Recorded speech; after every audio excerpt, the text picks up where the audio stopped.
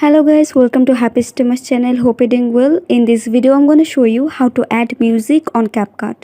So guys, at first you have to select your videos or photos where you want to add music, and then tap on audio, tap on sound,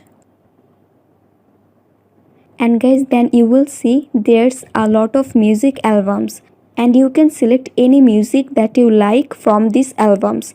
So suppose I am selecting this one.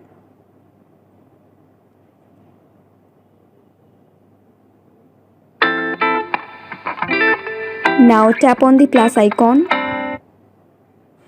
Now you can play the video.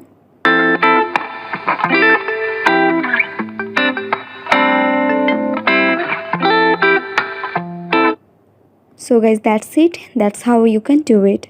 So guys, I hope this video was helpful to you. If it was, then please give a thumbs up and hit the subscribe button. And thanks for watching the video.